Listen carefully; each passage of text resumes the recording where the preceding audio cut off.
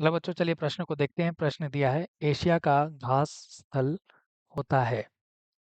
विकल्प हमारे पास दिए गए हैं, सवाना, वृक्ष रहित घास के मैदान, पैम्पास, बेल्ट। तो इस प्रश्न की मुख्य अवधारणा को समझते हैं।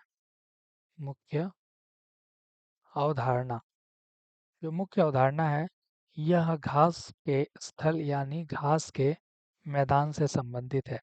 अगर हम बात करें विकल्पों के बारे में, तो सवाना, सवाना के बारे में अगर हम बात करें, तो यह अफ्रीका और ऑस्ट्रेलिया, अफ्रीका और ऑस्ट्रेलिया के बड़े भागों में पाया जाता है। और इसके कुछ भाग जो है वो भारत के यानी दक्षिण भाग में देखने को मिलते हैं। अब अगर हम बात करें वृक्ष रहित घास का मैदान, तो वृक्ष रहित घास के मैदान जो होते हैं, यहाँ पे वर्षा की अपर्याप्तता होती है, यानी पर्याप्त मात्रा में वर्षा यहाँ पर नहीं होती है। और यहाँ पर जो घास होते हैं वही 1 से 2 मीटर लंबे हो जाते हैं। यहाँ पे सिर्फ घास ही पाई जाती है, वृक्ष का अभाव होता है। और ऐसे ही वनों को या ऐसे ही स्थानों को हम बोलते हैं सवाना, घास स्थल। अब बात करेंगे पैम्पास।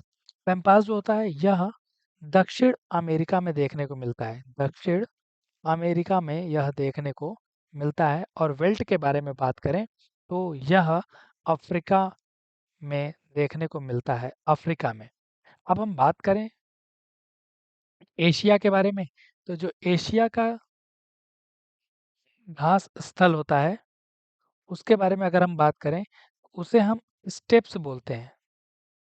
स्टेप्स के नाम से जानते हैं हम, स्टेप्स के नाम से। लेकिन हमारे विकल्प में ये नहीं दिया है। तो अगर हम बात करें विकल्पों की, तो सवाना के घास स्थल जो है वो भारत में भी देखे जाते हैं। और भारत जो है वह एशिया का भाग है। इसलिए अगर हम बात करें, तो हमारा विकल्प जो होता है ए सही हो जाता है, सवाना। लेकिन अगर हमसे पूछा जाए कि एशिया के कौन होते हैं, तो एशिया का जो होता है वो स्टेप्स होता है। हम विकल्पों के अनुसार अगर हम देखें, तो एशिया में भारत भी सम्मिलित है और यहाँ पे सवाना भी पाए जाते हैं। तो हमारे प्रश्न का सही उत्तर विकल्प ए हो जाएगा। आशा करते हैं प्रश्न का उत्तर आपको समझ में आया होगा। धन्यवाद।